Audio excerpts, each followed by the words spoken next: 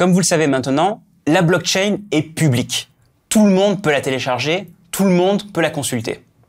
Il suffit finalement de télécharger un logiciel, Bitcoin Core, pour posséder la blockchain sur son ordinateur. Seul problème, la blockchain est quand même assez grosse et elle prend beaucoup de temps à être téléchargée. Dans ce chapitre, je vous propose de parcourir la blockchain en passant par un site internet que j'aime bien, qui vous permet de visualiser le contenu de la blockchain sans forcément avoir à la télécharger en entier. Rendez-vous sur le site blockchain.info dans lequel vous pouvez voir la liste des derniers blocs qui ont été minés dans la blockchain. Ici, par exemple, le dernier bloc date d'il y a 16 minutes, le suivant de 19 minutes, le précédent de 34 minutes, etc.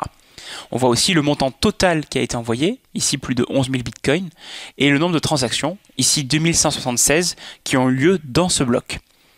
Vous avez aussi un module de recherche très utile dans lequel vous pouvez copier-coller une adresse de Bitcoin, dans lequel vous pouvez voir tout ce qui s'est passé, c'est-à-dire le montant total d'argent en Bitcoin qu'elle a reçu et le montant total qu'elle a dépensé. Vous avez aussi un menu très utile qui se trouve être Data, Chart, dans lequel vous pouvez voir un certain nombre de graphiques. Par exemple, j'aime bien regarder la capitalisation boursière du Bitcoin. Et ici, on voit au fil du temps l'évolution de la valeur totale des bitcoins en circulation en dollars. Et là, on voit que ce montant augmente, par exemple au fil du temps, et qu'il est de plusieurs dizaines de milliards de dollars de bitcoins en circulation. Donc c'est vraiment très important. Si je reviens sur l'accueil, et que je clique par exemple sur le numéro du dernier bloc, je vais avoir toutes les infos sur ce qui s'est passé dans le dernier bloc de la blockchain. Par exemple, il y a eu 2176 transactions, tant d'argent dépensé, etc. Et ensuite, si je descends, je vais voir la liste complète des transactions qui ont eu lieu.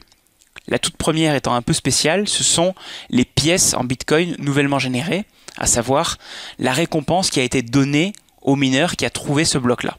Donc lui, il gagne un certain nombre de Bitcoin.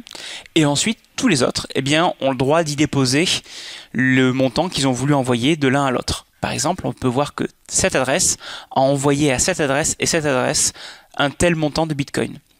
Et vous avez une liste évidemment très très longue puisqu'il y en a plus de 2000 ici dans ce bloc.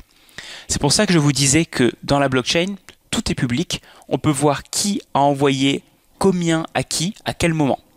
Et si on clique sur un numéro de transaction, ici, on peut avoir des détails sur cette transaction.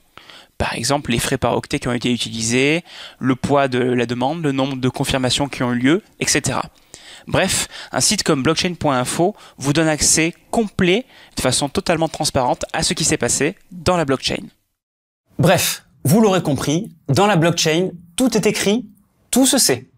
Et les informations restent écrites ad vitam aeternam dans l'historique de la blockchain. Voilà, c'est assez pour la théorie pour l'instant. Dans la prochaine partie, je vous propose de passer à la pratique et de commencer à acheter nos premiers bitcoins pour de vrai.